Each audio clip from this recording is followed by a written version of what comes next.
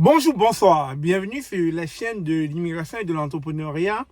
Alors, vous avez besoin de savoir quelle est la suite en lien avec la déportation de Jean-Emmanuel. Vous avez sans doute vu plusieurs fois deux vidéos qui ont paru sur cette chaîne parlant de la déportation de Jean-Emmanuel, de la future déportation qui allait se faire le 12 septembre 2024.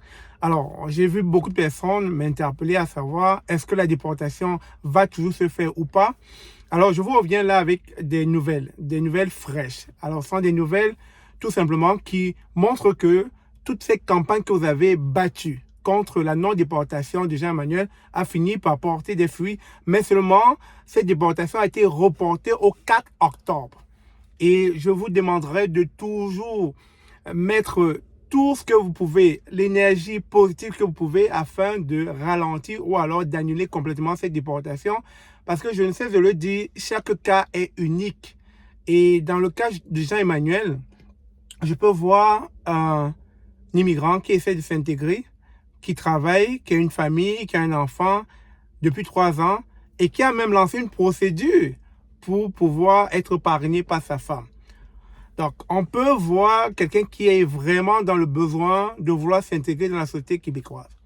Mais par ailleurs, j'ai pu voir plusieurs commentaires négatifs, que ce soit les commentaires venant des immigrants eux-mêmes ou encore des commentaires venant des Québécois. J'en ai tellement vu de négatifs, comme quoi les gens étaient dans bon débarras.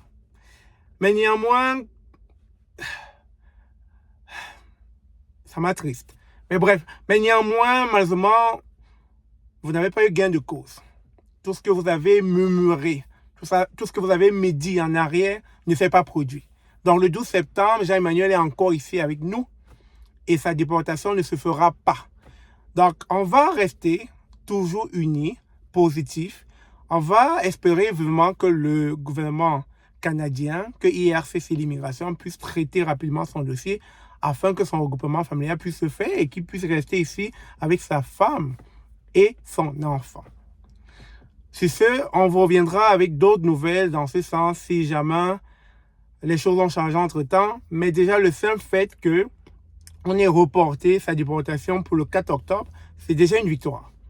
Et pour revenir sur la question que beaucoup de personnes posent au quotidien, et la femme même de Jean-Emmanuel a pu répondre à cela dans les commentaires, elle a dit son mari a fait la demande d'asile.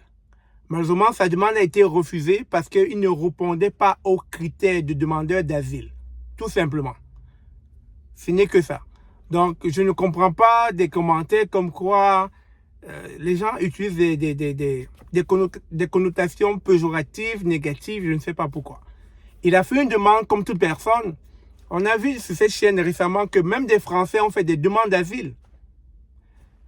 On a vu des Indiens font des demandes d'asile. Le monde peut faire la demande d'asile. Maintenant, il revient à l'immigration de stipuler, de vérifier, de regarder de fond en comble si effectivement cette demande d'asile mérite une certaine attention ou pas.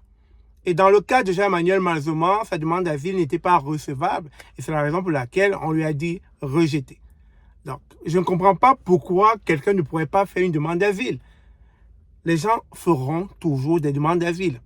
Maintenant, il revient aux décideurs, il revient à IRCC, il revient à l'immigration de se dire, OK, la demande d'asile mérite une certaine attention ou pas. Donc, vous n'êtes pas vous ne faites pas partie de l'immigration pour pouvoir juger d'un dossier. Pour commencer à dire le schéma, il a fait ceci. Non, arrêtez. Vous n'êtes pas un agent d'immigration. Et il n'y a que les agents d'immigration qui sont en face du dossier et sauront prendre des bonnes décisions pour le Canada. C'est tout. Donc moi, je ne comprends pas pourquoi il y a tellement de commentaires négatifs, etc., etc. Donc, sur ce, je vais vous laisser. C'était vivement une actualité qui vient de tomber rapidement. Sa déportation est reportée pour le 4 octobre. Et ça, c'est déjà une victoire pour la famille. Donc, Jean-Emmanuel ne sera pas déporté le 12 septembre 2024. Il sera encore avec sa famille jusqu'au 4 octobre. Et on espère que cette décision va être annulée. Sur ce, merci encore d'avoir suivi cette vidéo. Partagez-la. Et on continue à à lever nos voix afin que le gouvernement puisse renverser cette décision. Sur ce, à très bientôt. Au revoir.